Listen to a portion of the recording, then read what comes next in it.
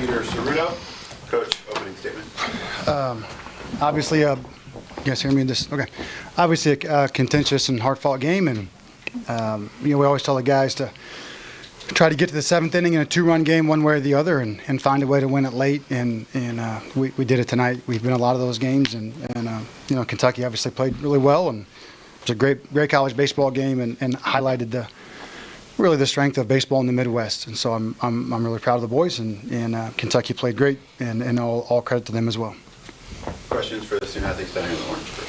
Mr. Williams, Division Network. Pete, I'll keep it simple. Has there been a bigger moment in your career than that one from the seven? I think that takes the cake. That was a pretty awesome moment. I think that's number one for sure. Drop post WIUX Sports. Pete, what's going through your head as you're rounding the bases there? Yeah, I mean, I was just trusting myself that whole at bat and sticking with my approach and my plan, and just controlling my breathing and controlling everything I'm taught to do. And once I got a fastball there and delivered, it was just kind of like a dream come true, just running around the bases and enjoying that moment with my teammates. Todd Golden with Senior Indiana. Pete, you were down 0-2 in that count, and you took 3 balls. I mean, talk about sticking to plan. How hard is it to stick to plan when you're in that situation and doing the pitch that you wanted to hit? Yeah, I mean, that pitcher did a really good job challenging me with sliders there, and I just had to stick to my approach no matter what. I just kept replaying that same thought in my head: don't come off the fastball, don't come off the fastball, and just had to control my breathing. Coach Mercer always says, don't play emotionally, and just control that and stick to my plan. And once I got that fastball, I knew what to do with that pitch. Third row. Well, there were a couple of those player-only meetings of the mound during that game led and called by you. We saw a lot of those in the regular season. Was there a different message, or was it kind of the same thing all season long? It's just when you get an environment like this, just making sure everyone's on the same page when you get some of those weird moments. So just bringing everyone together, make sure our emotions are in check, and then just going out and executing the next pitch, because that's what mattered, and that's what matters in these types of games. Back row, corner. Zach batting the Hoosier Network. Bill, you're on deck during that Pete at bat. What's going through your mind when you exit that baseball? Yeah, I mean, when he was down 2 strikes and he took a really good pitch, and the crowd's crazy, but I saw him, just looking at his bat, and he was cool, and I was like, he's gonna get this done. I don't know about an oppo jack, Pete, but but I knew that he wasn't gonna give that a bat away because of his emotions. But he did an unbelievable job stepping in there, as a 5th-year guy, and everyone looks up to him, and then you come up in those moments, and he delivers, and that I'm just so happy for him. CarlJamesDatabase.com. Connor, you're out there with 6,000 people screaming for the other team. Tell me what's going through your head and how you're able to channel that or be able to work and throw strikes. Yeah, I mean, it was definitely like a challenge, but I mean, especially in the bullpen, you got guys all over you, and you just got to focus in, just kind of block them out almost. You want to take it in, but you got to focus on the task at hand, and that was getting 3 outs in the bottom of the 9th or top of whatever it was, and the 2.2 innings that I pitched. So, that was basically it. Chloe Peterson, Indy Star. For Connor, what was going through your mind when you had those 2 close calls at the right field wall and then the barely foul one when they looked off the bat that they were home runs? Yeah, I'd be lying to you if I didn't think they were gone. But, we just got a great defense. Morgan made 2 spectacular catches out there. And, Phil, the game winner, or the last out. And, everybody else, just spectacular defense. It's so easy to pitch with those guys behind you. So, I was just really confident. And they all supported me and encouraged me the entire outing. So it was really not as bad as you'd think. Connor, you were up at 97 today. How do you maintain that energy throughout your appearance? It just kind of comes naturally. The adrenaline in those situations is pretty big, and it's, like somebody said, there's like 6,000 people out there, and it's just, it just kind of comes naturally, and just got to contain it and harness it and kind of use it to your advantage. Philip, you had a great first pitch swing there to start off the game, but the team really struggled with Lee's slider throughout that game. What were your conversations in the dugout and trying to get to the point at which you got to the point at which Peter was able to do what he did? Yeah, he was executing all 3 pitches, and he was really living right at the bottom of the zone, and so it was just it's tough when a guy does that, and just try not to expand low, try to get him up in the zone, and just keep, fighting off his off speed, and then eventually, maybe get a fastball and then, do some damage with it, and that's exactly what Pete did. You and Connor are on opposite ends of the spectrum when it comes to experience at the college level. What are you telling him in these moments where you've dealt with environments like this versus him being just a freshman? Well, just kind of in between innings and we're in the dugout, I just kept reminding him he's got to trust himself. That he throws 97, and it's pretty tough when you're standing in the batter's box to square that up.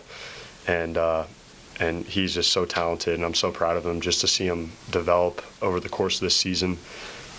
Such a talented kid, but such a better kid too. And he's going to be a really special player, and he's already contributing so much for us, and we relied on him tonight.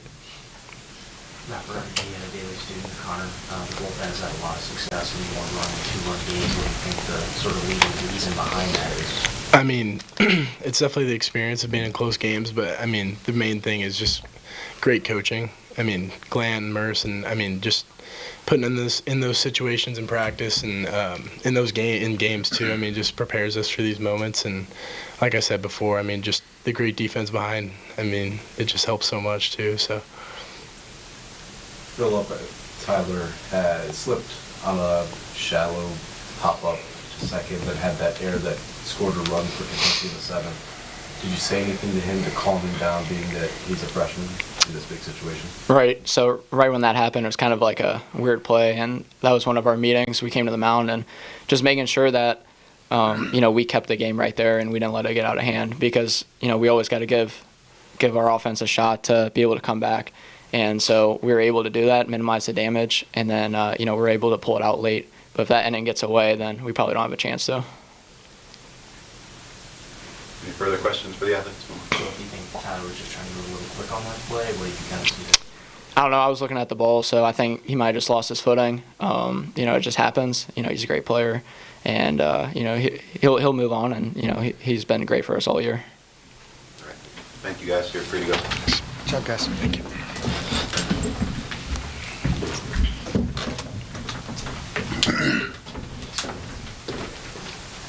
All right. Questions for the coach? Okay. For you, I've seen this happen before, but it's only been in a movie where the guy with no power, hits the game-winning home run. Yeah. And I'm not sure I've ever seen it happen, in a game. Has this sunk in how unexpected the way you won the game on with a home run from a guy who doesn't hit him that often, being the difference in one of the biggest games?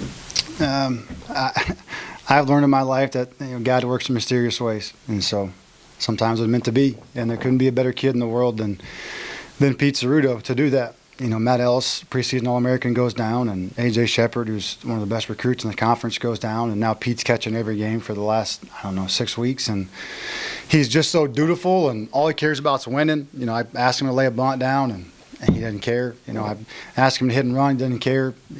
No matter what it is, he's such a team first guy, and when you have guys that are invested in doing the right things and are competitive to that, like you talked about the two-strike approach, and just fight, and good things can happen. You just put yourself in a position to be successful.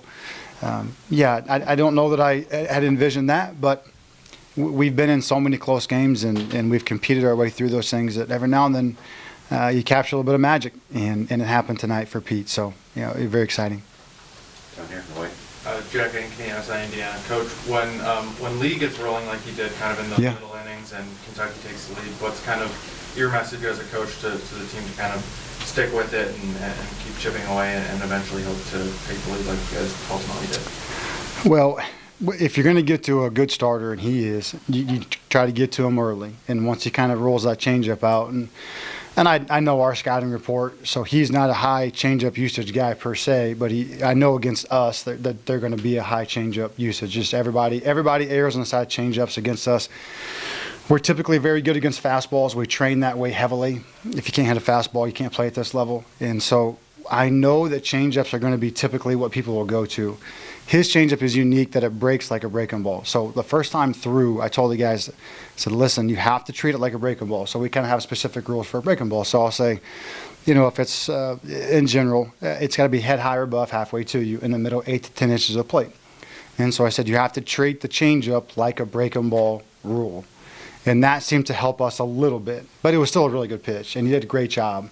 And then, the longer he goes in the game, we started putting some decent swings on it. And you start to see a guy 3 times, and maybe even into that 4th time, you start to see a guy. If you're worth your salt at all as an offense, you got to start to adjust. And, we didn't. I mean, we struck out 10 times and didn't walk. I don't know that we've had realistically as poor of a performance offensively the entire year that we had tonight. Now, we ran into a solo homer and a 3-run homer.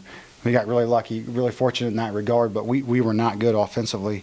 And credit to him, he did a really good job. So it was just trying to get us to adjust to the changeup, knowing that they would typically go to a changeup, but the action was more unique than a typical changeup. So, and then the slider was really, really tight. The guys are coming back in, and it's like it's starting on the corner but staying on the corner. So then you don't know if you should swing at it or not because it's not a typical. It's almost like one of those gyro sliders. Where again I don't have the track man, so I don't know that to be the case. But that's what it looked like from the side, where it just kind of started on the corner and hung on the corner, and then he could take it off when he wanted to. So he was on his game. He was terrific. I just kept telling the guys, you just got to get to the 7th in a 2-run game. Like, just get to the 7th in a 2-run game, and then find a way late to push through. And honestly, I kept hoping they would go to the pin, like just change the look or something. But obviously they're smart, and they're going to keep going with the guy who's whipping our tail, and he did. Spoke at Michigan State, you said the game was going to be won or lost with Connor Foley. Was that kind of the same sentiment tonight after the hit by pitch? Yeah, I just sent a couple of guys down to make them think we might do something else. I just wanted somebody to have a meeting and talk about the scouting report, like who's going with number 22, and all of a sudden they're not thinking about the fact that we just hit 2 guys in the back. So, no, yeah, he was going to be the guy. He was going to be the guy. He's tough as nails. I mean, he's a 3-sport athlete, Indiana high school basketball player, great basketball player. Actually, Indiana football was recruiting him at the same time that I was recruiting him for baseball as a tight end. I mean, maybe the most physically gifted player in the state for his class. He just wasn't a pure baseball guy. And the fastball is real. I mean, it's a real fastball, as you could see. And so he mixed a few breaking balls or a few off-speed pitches in there. I think probably helped him a little bit to give somebody else something to think about. But no. And the only thing was with us being the home team. Now, if it gets out of hand, right now they score 3 runs, 4 runs, and all of a sudden like we're down by 2 or 3, and he's obviously doesn't have it. Then we have to go to somebody else. But no, it was until we spit it up, it was going to be his. You just trust him. He just earned the right to be trusted, and you just got to trust your boys. And I trusted him, and so did Glenn. Coach, your kind of motto all season long has been win today, and always just go with your pitchers. Yeah. Does that change at all in a certain scenario now that if you lose tomorrow night, you're still alive? It's my first time being here, so I don't have a whole lot of experience in telling you what I would do or not do quite yet. We'll have a little bit of time to think about it. I don't know. I try to always be honest with you, but I really don't know yet. I'll have to kind of think about it and talk with Coach Glant tomorrow. Kind of like you said, my motto typically, I'm pretty singularly focused on just win this game while you have a chance to win this game. And if somebody gets back up, for the second game that wouldn't have been up otherwise, maybe that helps us. But baseball is such a funny game. It's such a hard game to predict, and the way the ball bounces. So if you have a chance to win, you just go for it. It's kind of like with us with Foley. It's like, I know we're down by a couple, but we just got to keep going with him. You don't get him out. Hey, he could come back tomorrow, and how are we going to cover the rest of the games? It's like we don't win today. That's going to be pretty tough anyway, so let's just finish it out. So we'll probably err on the side of win the game at hand, but I reserve the right to change my mind. Jeff, this was a game with a lot of juice. I mean, it might be a game that would rather leave an experienced, NCAA regional team. Your team hasn't been in one. Yeah. What is the trait they're calling upon to be tough, and what traits do you feel like are being grown in this team by your success in a regional?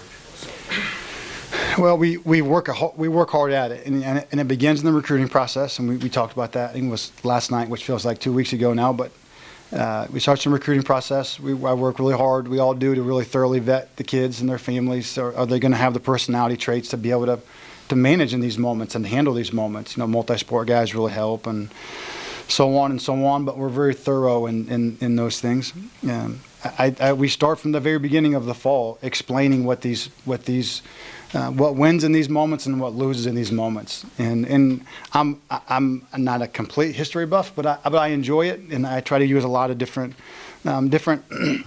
historical references and different examples. I think the best predictor of the future is the past. And so there are people on Earth that have figured this thing out before. Like we put a man on the moon in the 60s.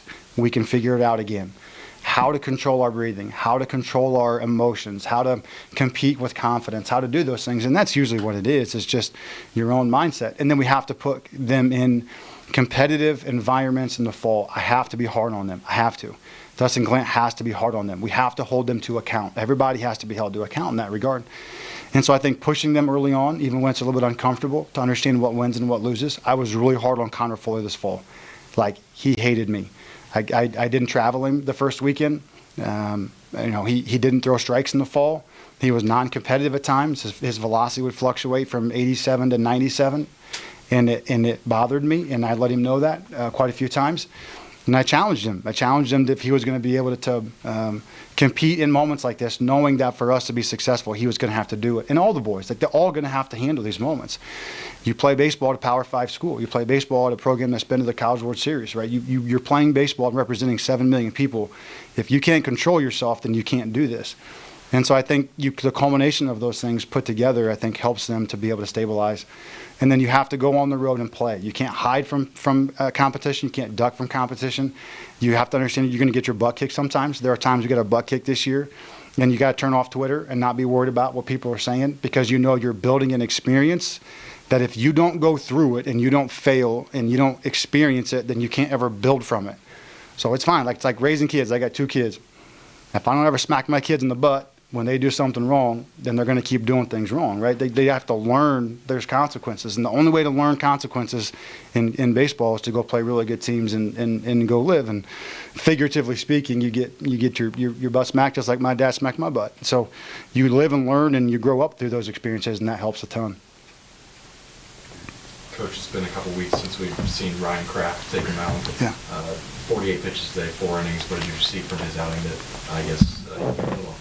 Well, the primary thing that was the most important was his health, and that's why we were checking with him constantly. He's done 2 or 3 different live outings between when he pitched last and when he pitched today, and he saw the doctors obviously several times.